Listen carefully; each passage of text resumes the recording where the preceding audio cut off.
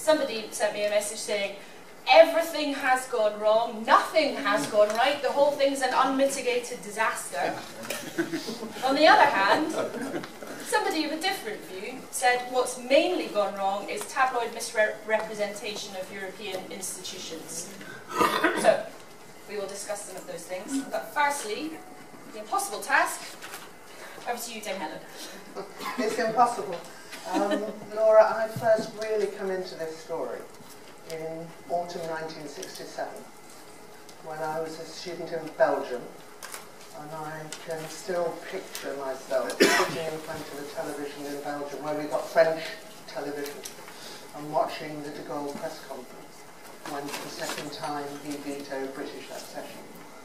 Why do I say that? Because part of the story of the British joining the European Community Union late is about British ambivalence, which is clearly there. But part of the story is also that some other people didn't want us to. And those two de Gaulle vetoes have left very important legacies and resentment. And also led, as we know, to the fact that many policies were shaped in the 1960s in that critical period, which have caused great difficulties for the British.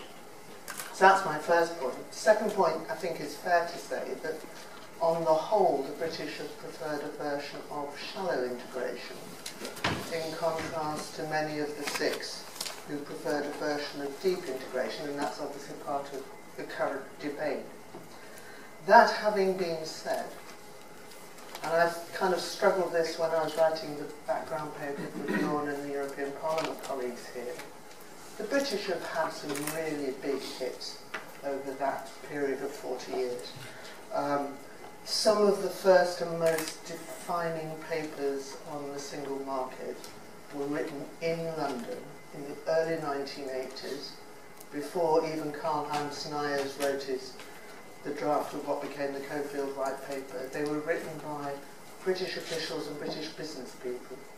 And that set the scene for something which was an enormous achievement. The British have firmly worked to keep the European Union on the side of a liberal trade posture, liberal trade practice. I think the achievement of the British in pushing forward the enlargement agenda has been a huge success.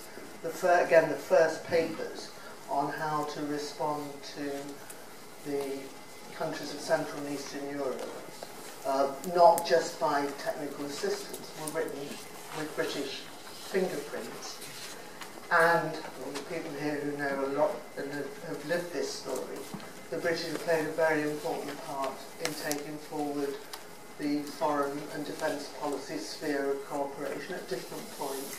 I remember the London Declaration of 1981, and I remember a British official saying, what we should be doing is proposing a treaty of cooperation, but the others aren't ready for it yet. So there have been even moments when the British have apparently favoured stronger integration. There have been a series of difficult issues, and they've been the same difficult issues all over the period. And that dates very much from the 1960s, common agricultural policy.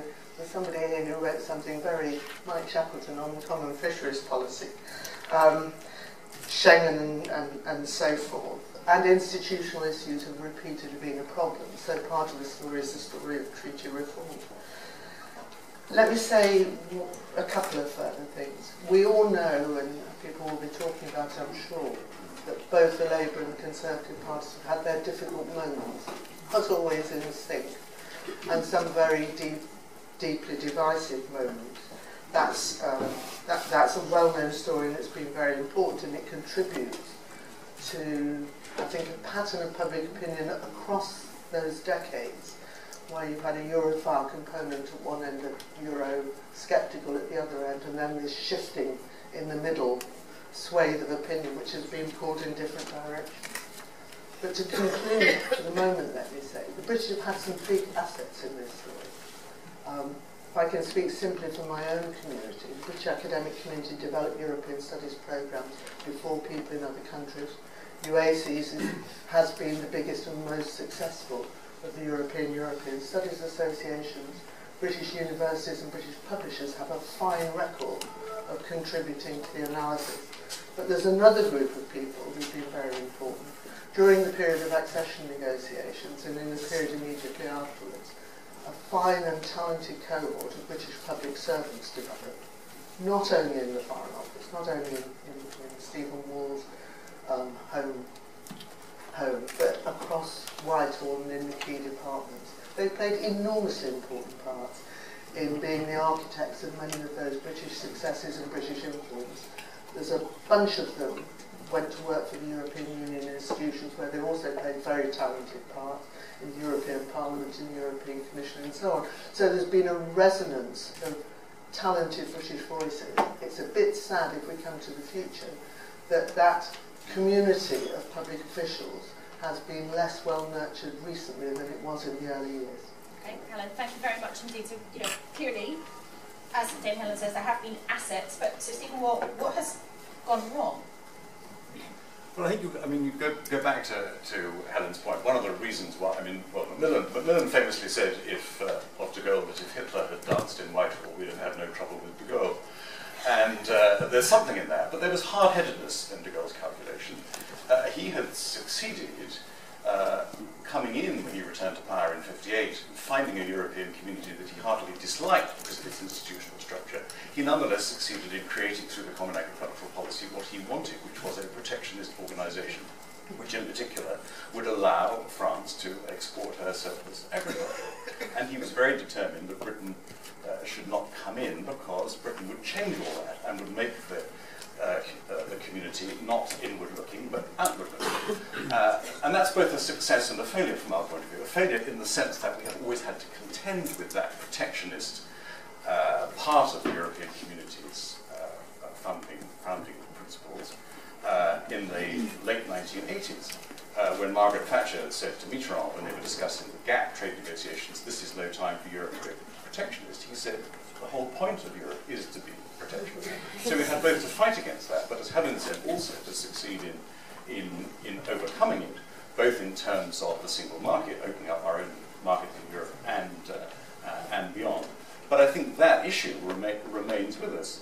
There is a group of countries, not just Britain, who have a liberal agenda in trade terms, but there is also a degree of protectionism among some of our partners, which we still have to contend with. The biggest difficulty, I think, for Britain is that we wrestled and still wrestle with the institutional questions.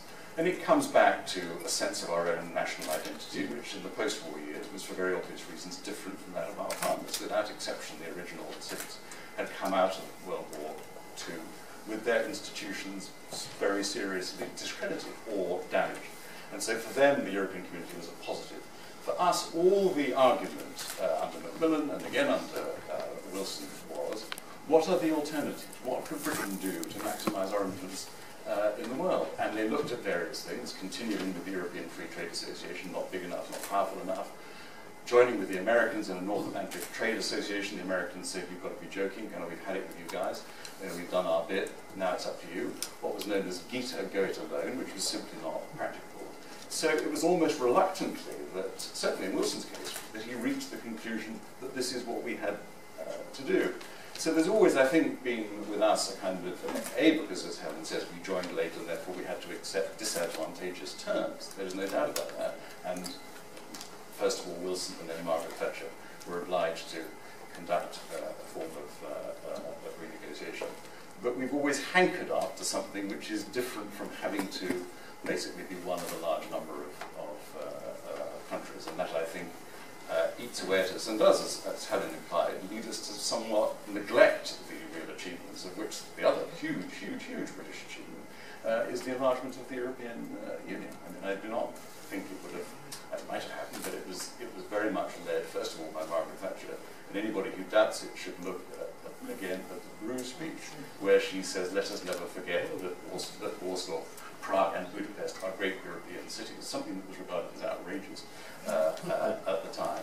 And that, in terms of the stability of Europe and the peace of Europe, it seems to me has been possibly the biggest contribution that the organisation has made to the world. Okay, so Stephen, thank you very much indeed. Lukasz, do you accept that what's gone wrong is the difficulty always with the institutions? For you, is it something rather different? I think it's pretty deep, actually. I believe very strongly that if I voted yes in 1975, for example, I also voted for the Single European Act, but I did put down an amendment, which was that nothing in this act shall derogate from the sovereignty of the United Kingdom Parliament. And the reason for that was because I believe ultimately the question is one of democracy. And by the way, it's not just democracy for the United Kingdom, I think it's democracy for Europe as a whole. And I think that that is something which is based on freedom of choice. And you have freedom of choice in the marketplace, and you have freedom of choice in the ballot box. But if you have something which is created, bound in by treaties through the European Communities Act, imposing an obligation on people to accept the legislation, which is decided by qualified majority voting or by co-decision of the European Parliament, etc.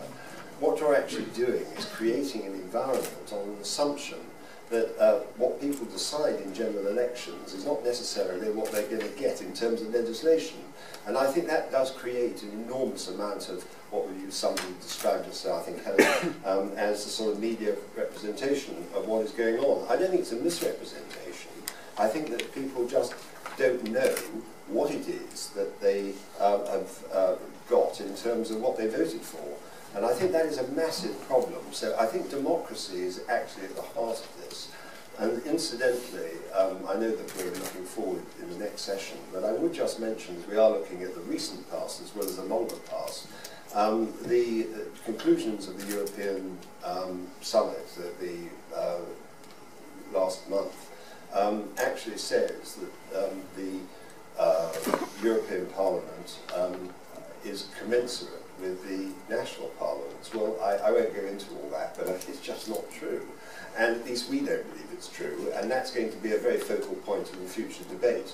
If I could just make a sort of anecdote, which is that, I mean, I was born, in fact, on the 10th of May 1940, if that means anything to some of the people in this room. And in fact, my father was killed in the war. He was fought, he got the military cross in Normandy. And I've always believed very firmly in the idea of peace being at the heart of the future of Europe. The problem we've got, however, I think, is that, in fact, the very thing, the stability and the desire in Monnet's own terms to achieve the kind of new kind of Europe, and Schuman too, that they wanted, actually has now, as a result of this compression chamber which has been created, with the consequences that I described briefly in terms of democracy, etc., and the uncertainties, the diversities, I would say the current dysfunctionality of the European Union, is actually creating the very instability as a result of going down too far the wrong path. Well, I accepted in 1975 that it was a good idea to have a European community, and that's why I voted yes.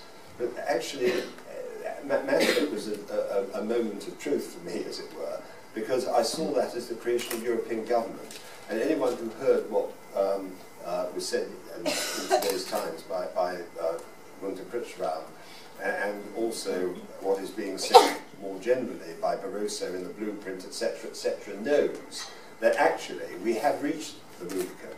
And what would concern me, and I've already said this, is if the Prime Minister continues to stand on the banks of the Rubicon when the British people have gone across it.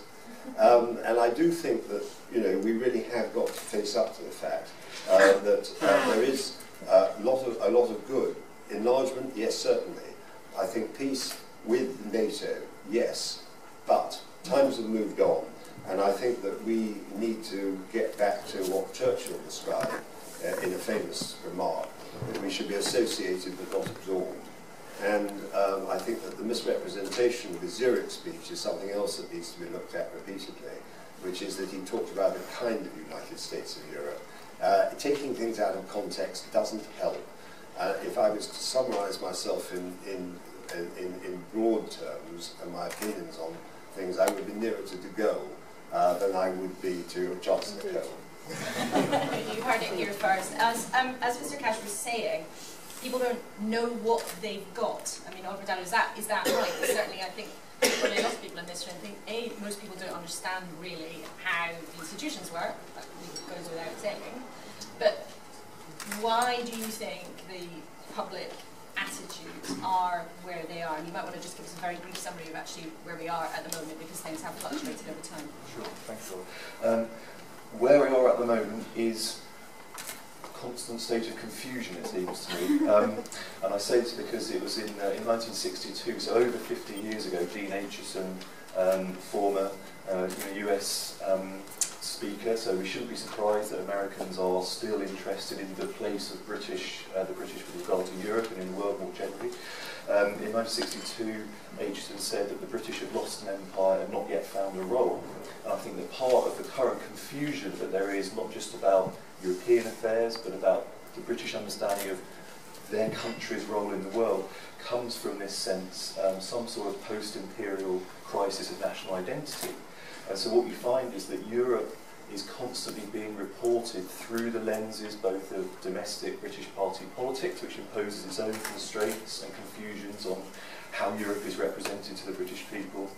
And also you have this ongoing debate within Britain about the idea that they can choose to be part of Europe or not. I think it was Jeremy Paxman who in one of his books on Englishness said that the British seem to treat Europe a bit like a caravan which they can hitch to the back of their car or not, almost at will. So you do have this quite deep sense, I think, in Britain. Brits go to Europe for their holiday, as if they're not in Europe already. UK football clubs play in Europe in the Champions League as if they're not in Europe already.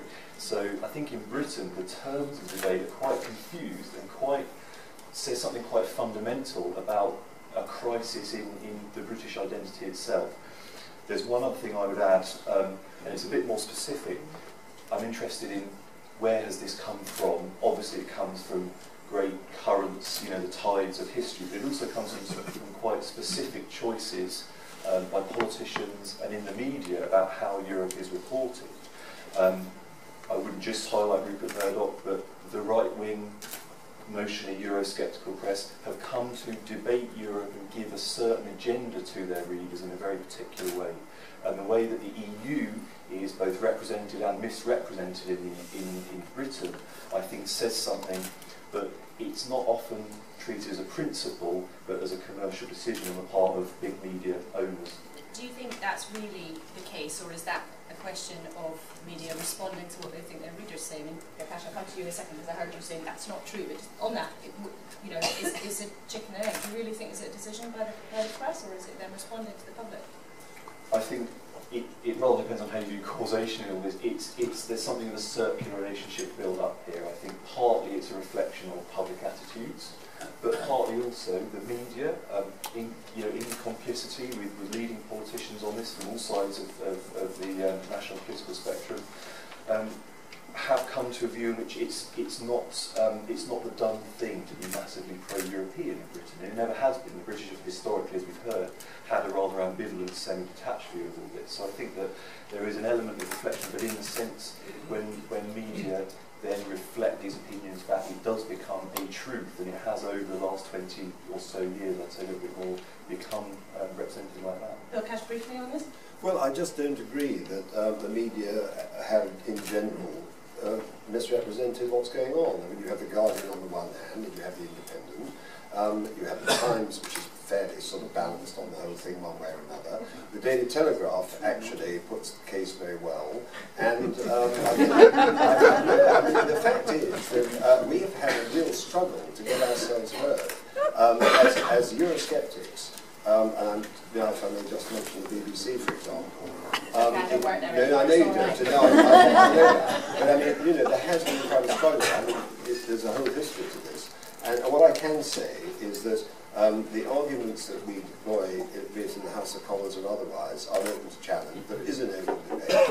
And anyone who wants to argue with, if I may say, what I've written in the past, and actually look at the statistical base of the briefings that we've given in Parliament, the speeches that we've made, the arguments that we've presented, it's all based on analysis. It is not based on just a lot of prejudiced ideology by any means. And we do argue the case with a great deal of extremely careful analysis. And I just don't, and some of that gets into the press, but there are some exaggerations, but basically I think the British people have made up their own mind about the mismatch between what they thought they were going to get and what they've actually received. Sorry, I wanted to add a couple of points on the original question to Oliver. I mean, I think if you look back at the parliamentary debates about accession, there is no doubt that Parliament knew it indeed was at the heart of the debate, that once we joined the European community, legislation adopted through the community method could not be changed in Parliament. It would have to be enacted. And that was a limitation in that sense on parliamentary sovereignty. Equally, before we joined, Ted Heath in October of 1972 signed up publicly to two commitments. One was economic and monetary union by 1980, and the other was political union by 1980. Harold Wilson reaffirmed those commitments during the course of the renegotiation in 75, and then we had the referendum. All that said, I think two things really. One is, I think that certainly British politicians, and not just British politicians, it was a common view of Wilson, Heath, of Pompidou and Willy Brandt, that basically the dynamic of the European community would be the three largest member states. I think we, on our side, certainly underestimated the dynamic process that we as a result of the institutions. And there was one, without getting too technical, one particular thing, which is the famous Luxembourg Compromise. In other words, the political agreement that even where majority voting applies, if somebody has a vital national interest at stake, you go on to reach a consensus. Pompidou made it a condition, a public condition, of British accession that Britain sign up very specifically publicly to that. And British politicians believed that that was a veto. And if you look at the referendum document, it is couched as a veto. Now, as we know, in reality, it is not a veto, but they certainly believed at the time that it was.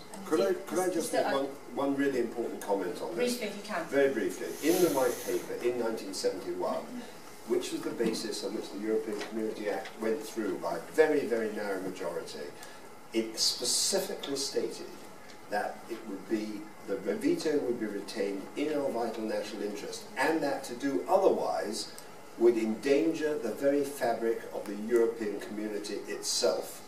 In other words, there was a recognition that trying to force everybody into doing things by qualified majority vote, which has been the history since, with qualified majority vote, co-decision, and the whole of the Lisbon process, and furthermore going on deeper and more of it now, with more integration, the blueprint I mentioned. The fact is that there is a complete mismatch with the basis on which we went in. That white paper was categoric, and anybody can look at it and they'll see I'm right. Well, there's still a very live debate about when a veto is really a veto, and is it a veto if you say it's a veto, even if something still happens anyway. But just take Helen in a second. But briefly, Sir Stephen, it is one thing to say it's all been complicated. We must look at the successes in a cool and calculated way. But there's something we haven't mentioned yet. Has there not also been, for pro-European politicians, a real failure to make the case?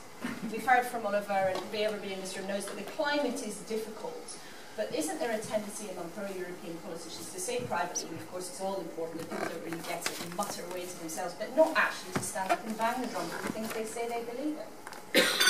Well, if you look at the history, apart from perhaps your former boss. Well, but even Margaret Thatcher, certainly in her earlier period, made the case for Europe. Indeed, the Single European Act is par excellence the case for Europe, because it is the greatest increase in the use of majority voting in the history of treaty change since the Treaty of Rome. I think there is always a tendency, and I think this is where the Oliver's point about the press is relevant, and I think it's certainly true of the Blair government. I mean, I was sitting in Brussels before the election in '97 when Tony Blair went to Australia and did a deal with Murdoch. My heart sank, because I thought to myself, that is going to be the death knell of any real change in the British government's European policy. And I think it's the fear of confronting a powerful anti-European press that has been a part of the relative reluctance of British prime ministers to make, very often at least, pro-European speeches. And also, of course, continuing problems to an extent within their own parties, the Conservative Party, obviously. But I mean, I used to talk to Tony Blair about this, and I mean, I would say that the government, broadly speaking, was a reflection of public opinion. So he couldn't count on unanimous pro-European support for his own government. And of course, the thing was vitiated as well by the problems he had with Gordon Brown. And indeed, perception is a very important thing in the public eye. I've just seen Lord Trinnet sitting in the office there, and in the audience, and I remember doing an interview with him in Brussels, and I said at the end, "Thank you very much indeed for joining us here in Europe. We'll be back in the UK next week." And you gave me a terrible telling off because I was quite inaccurate. Dame Helen, I There's wonder. about the prospect of another ice age. Yeah. This is the only thing that will take us out of Europe. Dame Helen, how much of this do you think is down genuinely to the public being sceptical, to the British nature of people not liking, feeling that things are being done to them, or just the fact that actually politicians have never really explained it properly? I mean, it's easy just to throw the mud at the politicians. I mean, I think there's a sense that the British have never felt ownership of the process in the way that the French and Germans had, and that continues to be a handicap.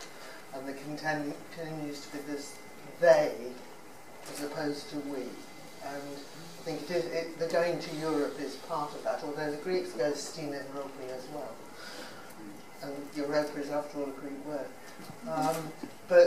And there's another thing which is I think very marked about the British, that we don't think of it as a two-way street. If you go, I mean, I'm sure Stephen's right, that the Luxembourg crisis was very instrumental in persuading people like Wilson to sign up for the project.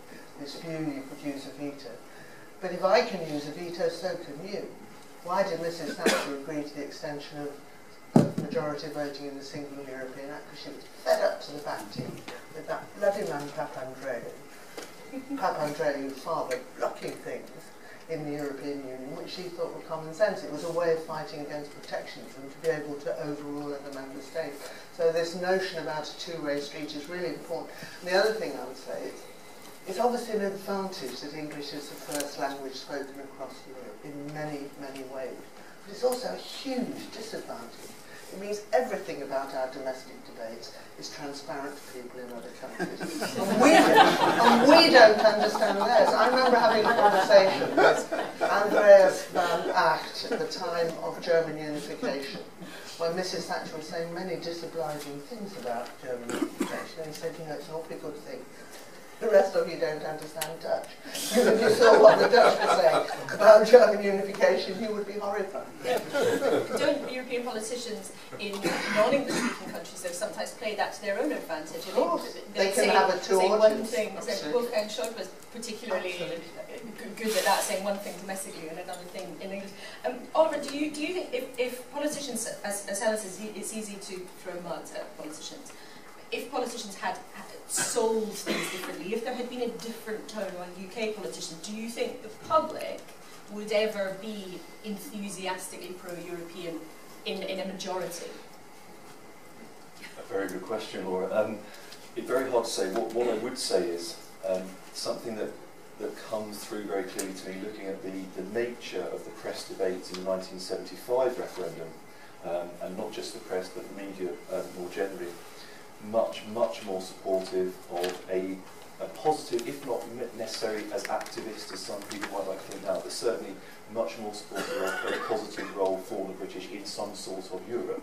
If you compare that to the present day, and this is why I would disagree with Bill slightly, I think I'm not sure why Eurosceptics feel on the back foot about this. I think the sceptic view has come to hold the field in large swathes of the press. Not exclusively, Bill's right, not in some newspapers such as The Guardian and elsewhere, but in terms of the agenda-setting media. You know, the media is not just about readership numbers, it's also about the agenda that they set. And my view, it picks up something Stephen said, is that the Eurosceptic press has successfully managed to create a climate of fear amongst pro-European politicians. Now that's not to dig politicians too much out of a hole, because we might as well sling some more mud at them. And what I would say is that there hasn't been a consistent effort, even on the part of very notionally pro-European Prime Ministers like Tony Blair. There hasn't been a consistent voice for the British. The odd speech, often out of the UK, is not going to change debate. It needed a kind of concerted, and I wouldn't go as far as say a propaganda campaign in favour of Europe that Edward Heath put in place prior to the 1975 referendum with his measures from sort of 1970-71 before accession. So I think there has been a crisis of leadership on the pro side, not just from politicians, but also from, until quite recently, business leaders, academics. You know, there aren't many obviously pro-European academics. Thank you. Well, just in a second, I want to open up to your questions, so please think of them and get ready to stick your hand up in the air. But just before we move on, partly thank you to, I think it's Florent, who's tweeting in French, just in the spirit of what we've been discussing. If I could read it, I would read it out, but I can't see that far, but I can see somebody is using social media en français, so well done to you. Just before we move on and ask for questions, so Stephen, I just wonder, do you sense that the mood is different now? Do you think things have changed? Are we at that Rubicon? Well, I think the mood. Well, actually, if you look, and Helen's attached to her paper, Public Opinion. The public opinion has gone up and down, and there have been moments when it's been more hostile than it is now. Certainly, in '75, at the time of the referendum, the idea, which was very much in the minds of Heath and Wilson in applying to join, that in terms of political influence in the world, the European Union would be up there with the superpowers. That hasn't happened as was expected. Also, of course, the economic picture was clearer. I mean, we were in very muddy waters, and the economic picture in terms of the benefits to the UK was clearer then than it is now. But the fact of the matter is that very little of the coverage in Britain actually deals with the underlying issues, as opposed to particular difficulties that we have with the Working Time Directive or general kind of emotional thing. And so I do believe that if you have a debate, which is a debate about what are the fundamental issues, where do British interests lie, how do you represent British interests, then I personally believe that in a hard-headed way, the case that was made at the time of the referendum is still a valid case, and a case that can be made. Now, whether you win a referendum is another matter, but I personally believe that the basis is there to have a serious argument to which people in Britain would respond. But do you believe things have changed in such a sense that we might actually end up walking away? I mean, could there be, as Lord Kuenssberg suggests, another ice age? Rather, you know, he said there'll be another ice age before we end up leaving the EU. Well, I mean, of course we could. We could have. You know, it wasn't a foregone conclusion until the campaign started that Harold Wilson would win the referendum in '75. The argument has to be made. But I keep asking myself the question, which is, in terms of how would Britain represent its political and economic interests in the world? Of course, we would love to be a great power again and able to do stuff. Of course, we would like to have an arrangement which is different from quite a lot of the stuff that's in the European Union. But we have to live in the world that as it is. Well, could I just come in on that very quickly? Just this, that actually, in 1975, as I said, voted yes, because that seemed to be, to me at any rate, the direction. However, when we got to the Maastricht business, it was quite different, because by then we already had enough accumulated evidence, and that was why I led the rebellion on it at that time. But then, coming to the present day, looking backwards, this is where I think the world has changed so much, and the attitudes have, I think, become much more definite. The predictions which we made at that time have actually now been seen to have taken place. Riots in the streets, unemployment, the nationalist parties on the right emerging, the Golden Dawn. I mean, these things are unemployment for young people in Spain and in Greece at over 53%. I mean, these are really big issues, and these were not the promises that were made under the arrangements that were put in place either in '75 or 72, 75, or Maastricht, etc. So I think there's an element of reality which comes in here. Of course, there's a different debate as to whether any of that is a product of the union itself. Well, anyway,